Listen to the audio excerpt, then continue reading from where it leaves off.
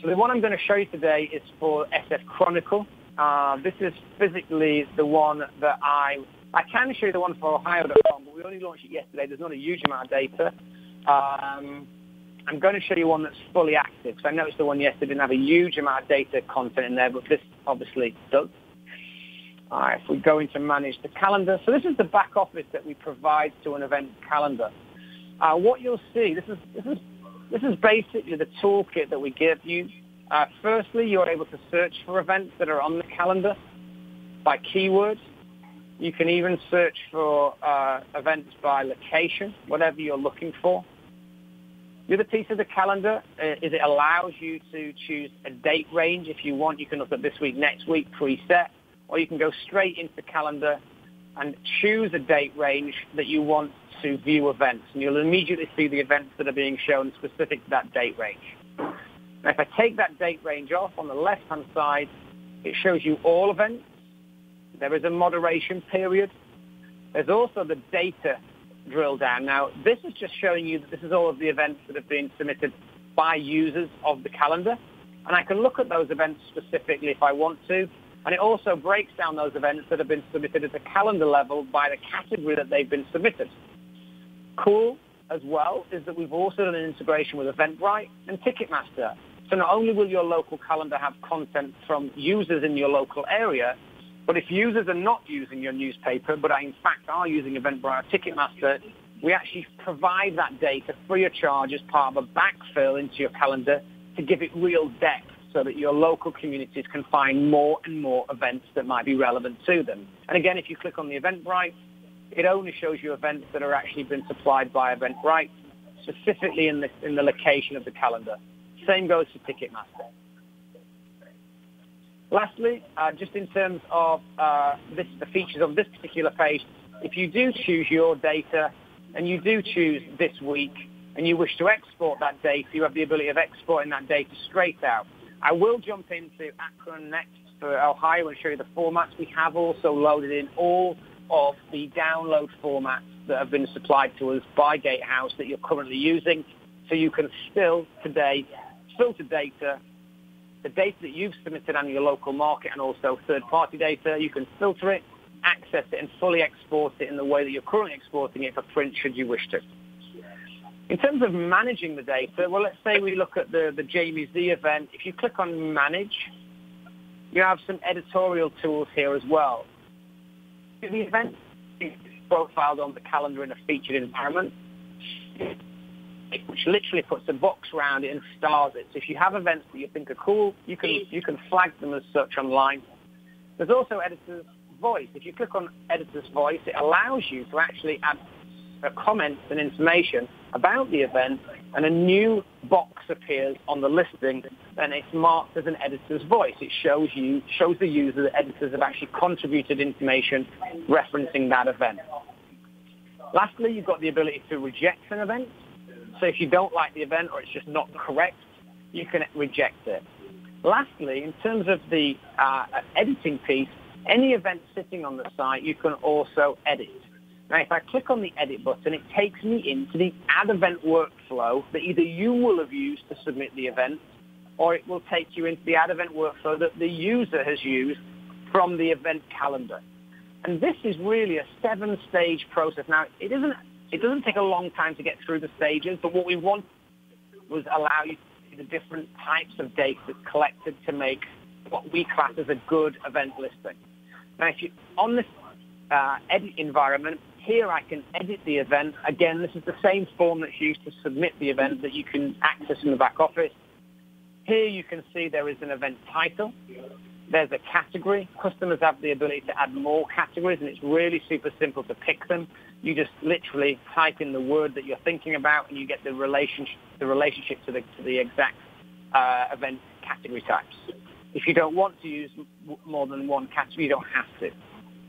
Lastly, by putting in the location, it preloads maps via Google Maps. That's quite quick. Off the venue, it will do everything else for you. Time, start time and end dates. You can do multi-day events. You can also put in opening times and last entry times, depending on the type of event. That's stage 1. If we go to stage 2, this is where you start putting in the details. So for example, if you were actually, if you feel there was a spelling mistake on a current event, you could edit it. If you were filling this out yourself, this is basically where you'd put summary, descriptions, artists, speakers, performers, and we also accept a hashtag. That allows us to really track the conversation within social media with regards to the event. Next, ticketing. Some customers have ticketing. Some customers do not have ticketing. Totally down to you to input whether there is a link to ticketing. Going on to images. Images can relate to being a logo, a banner. It could also be a physical flyer. It's really easy to add images. You simply just take an image off your desktop and you can drop that image on. What we try and suggest that you do is collect a square image, a landscape image, and a portrait image.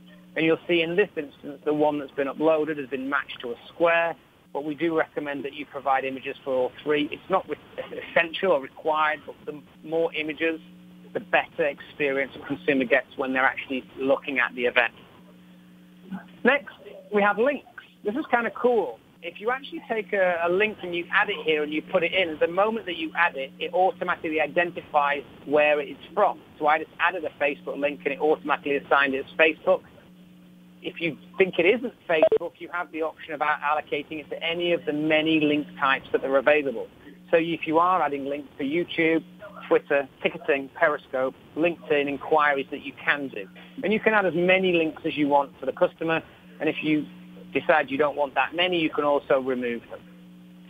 Cool thing there is if you do add links that relate to brands, it will auto-populate with the source. It's kind of trying to speed up that process for you. Going on to contact. This is the contact information that's going to be publicly displayed. So in this instance, we know who the person is. There's an email and a mobile. This is publicly displayed information. Once you have either submitted the event through this add event workflow, or in this instance, you're editing the events that have been supplied by users in the market. That might be because there's a spelling mistake, a telephone number mistake. Once you've got it to where you want to, we provide you with a preview of the event information that you supplied. And here is that event that we've just gone through and edited. Shows you all of the detail that's been supplied, including links, including contact details and image. Once you're happy with that, you can submit that back. In this instance, what you're actually doing is just correcting the information through the edit process, and you're actually going to be putting it right back onto the site. I've actually made some changes there that's just not accepted. I'm just going to go back into the site, manage calendar, SF-Gate.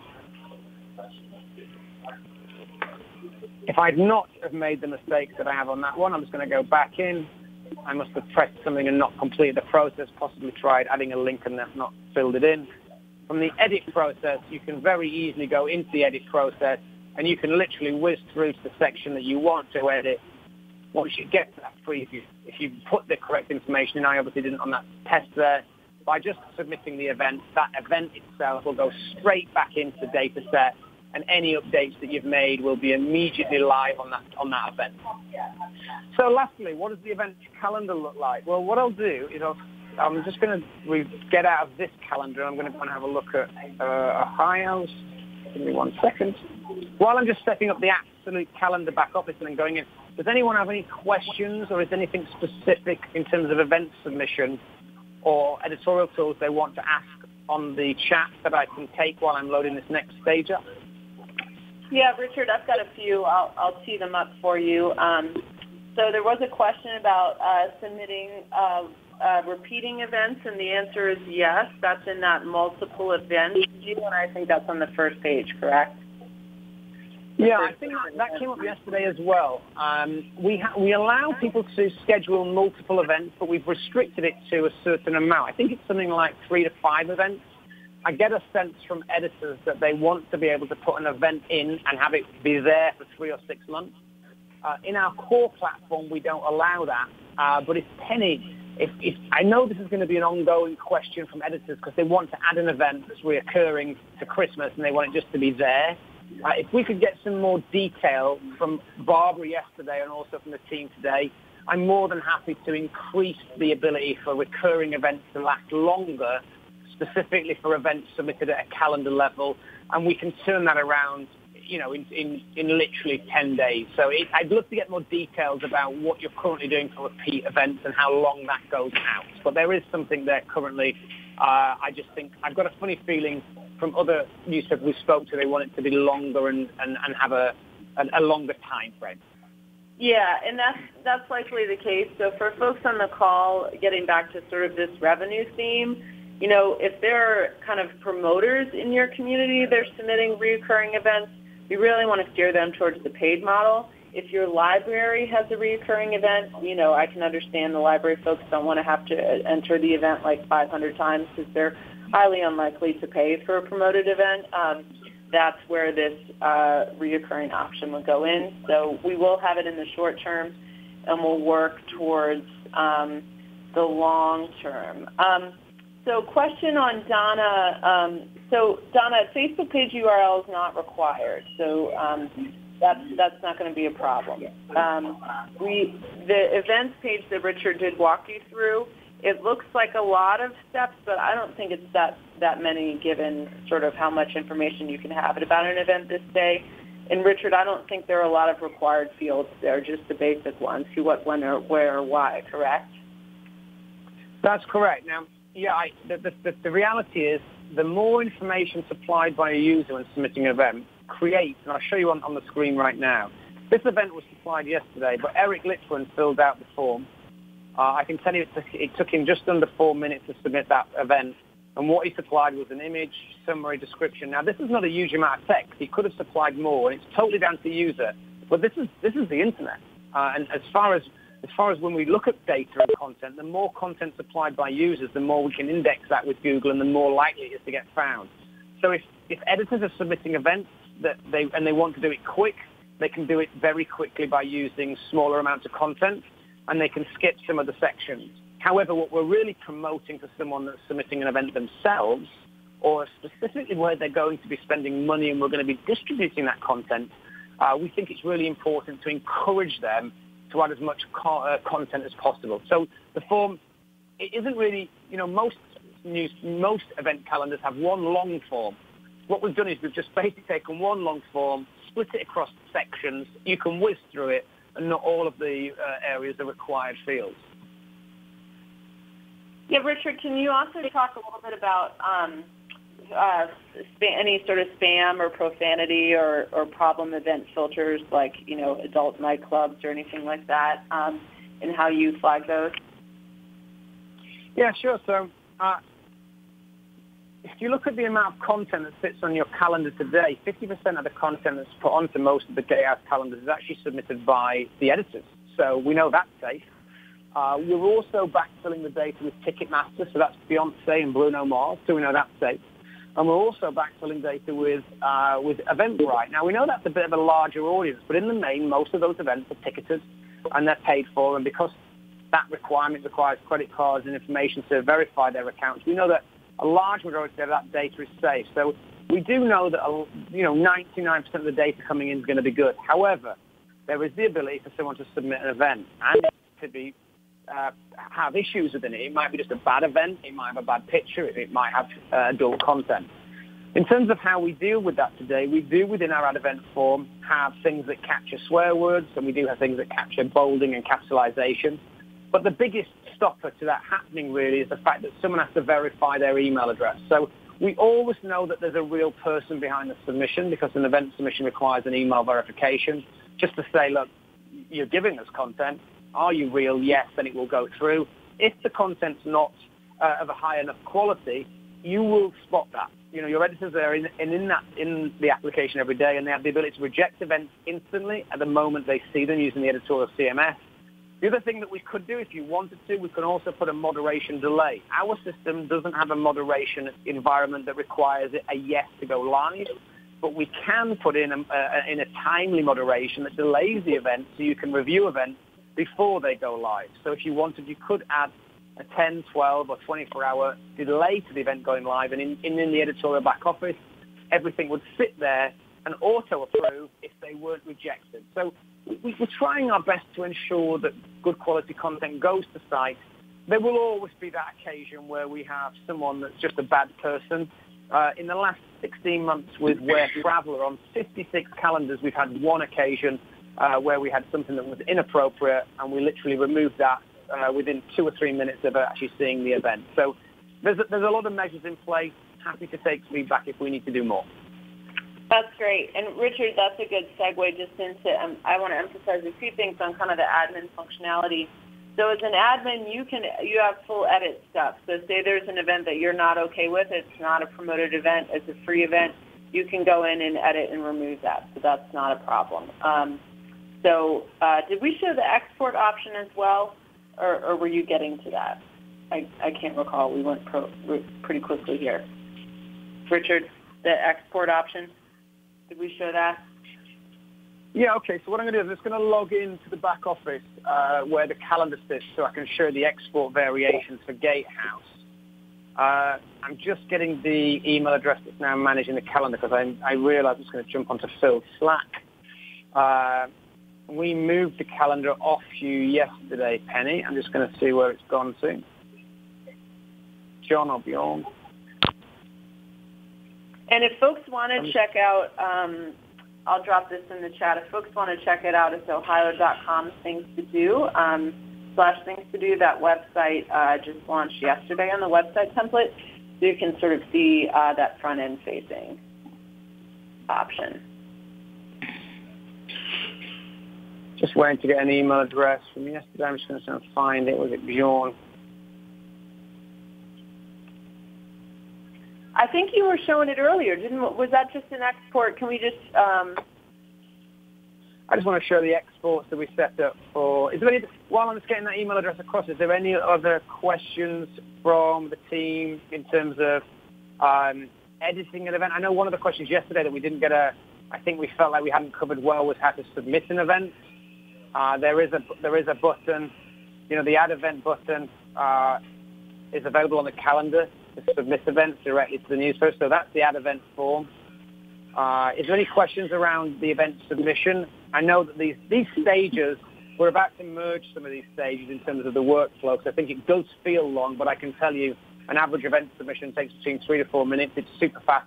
Also, for you to know, the add event forms work on mobile. We actually designed these to work on a mobile device. Any other questions from the team on submitting events? There are some other questions that I think I'm going to follow up more in an FAQ thing that are just a little bit more quick answers. If you want, I think you were looking in the Akron. Yeah, let's see if this works. There we go. I'm on it now, so I can show you now. Perfect. So just on the export, we've had one more event submitted since yesterday, and we're still not actually promoting it. So here's the two events. If you wanted to extract events, the export options are there on the screen now. So these were the formats, Penny, that you supplied. Do you want me to download that and show an example of that?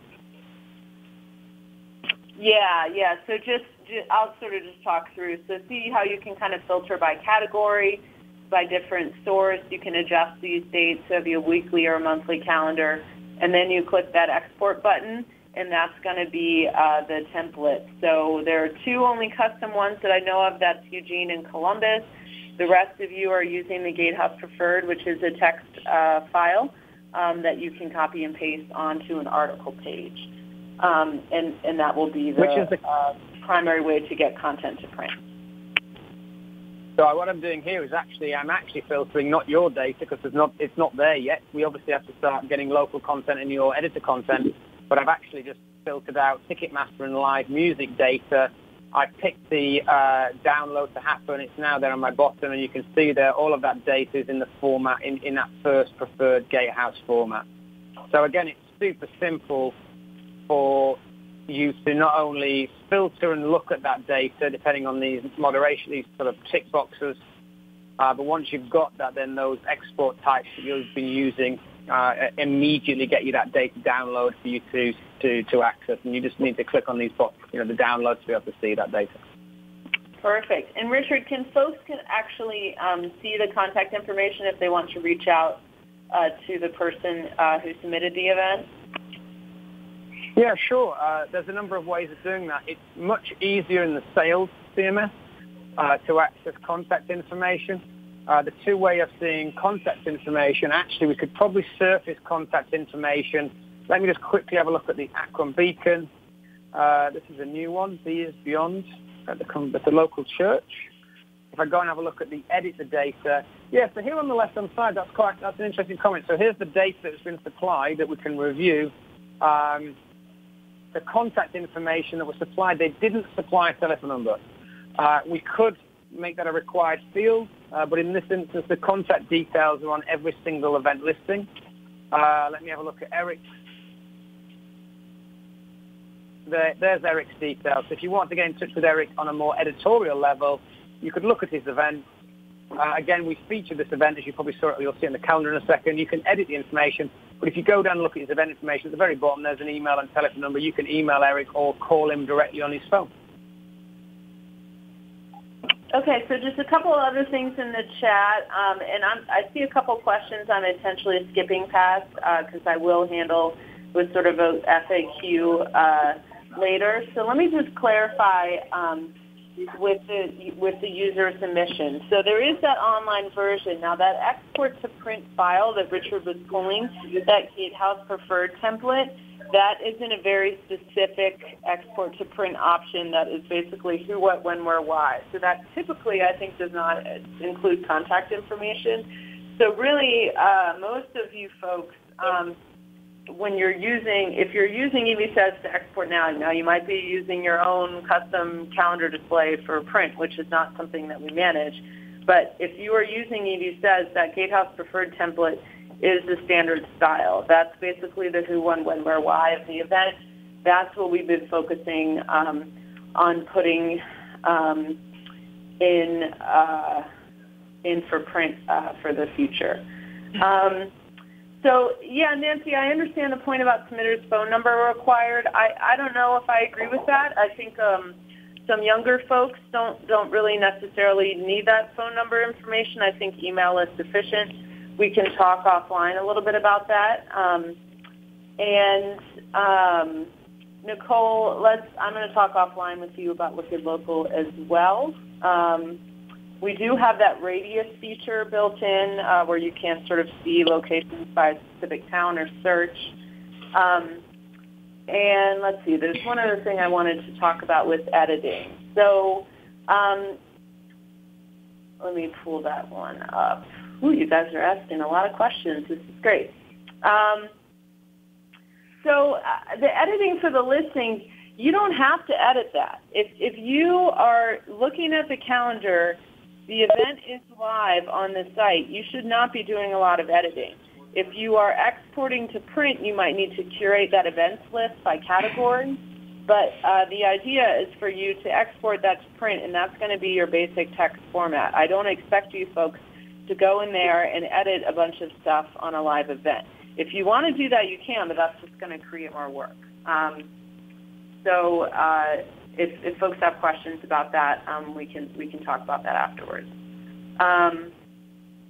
Okay. Yeah. So and again, the print copy should be in that GateHouse preferred template. So. Let me see. There was one other thing I wanted to address, and then, Richard, we should probably wrap up since we are past time. So for those of you who were using Evvnts for forms, like your letters to the editor, weddings, and birth announcements, we're actually just going to use Google Forms for that. So I'm going to follow up with sort of a separate documentation for that. You'll just basically copy a Google form, create your own, and we'll have it on a submit your news link on the site. So it should be pretty easy. Okay. Richard, is there any other last-minute things we want to bring up in 1 minute, or are we pretty good? I haven't showed the guys the Evvnts Premium, but I thought it was more important today we just focused on the editorial toolkit for the editors and the controls that they have. And I just would love to let the editors know, as I did yesterday, that we are building the technology specifically for newspapers. I would really love, more than anything, and normally I'm in the room with the newspapers, but in this instance, there's so many and there are in lots of locations. I enthuse all of the people on the call to ensure any feedback they have on this product, any enhancements or suggestions, if they get that through to me, I will promise to make sure that we address every question with an answer. And if there is a consensus to improve the service that makes the editor's life easier, or in fact improves the service for them and the user, if it really makes sense, we have roughly a 14-day turnaround on development. So more than happy to take feedback on the service as required. Penny, we've done a lot of work here in the last 4 weeks. It's been quite dramatic to get probably feature and detail requests for things like reoccurring events. More than happy to take that as a spec and get that into our development to improve the service for the whole newspaper and for GateHouse. Yeah, no, that's great. And I appreciate you saying that, Richard. And just so you folks know, GateHouse is going to be one of the largest clients. So Richard has been great about adding features. So if there is something that you don't see, you can convince me and I'll convince him, and we'll definitely make it happen. So I'm gonna go ahead and wrap this up since we are a little bit past time. I see these outstanding questions in the chat, and we'll wrap these up in an FAQ that will also outline admin access. Of course, we need to get you all onboarded by 10/1, and then we'll also talk through how to handle support and other questions going forward. So with that, Richard, thanks for your time, and thanks everyone on the call for the time, and we'll go ahead and wrap it up. Cool. Well, any questions, let me know, and please feel free to have a look at the live calendar and submit an event.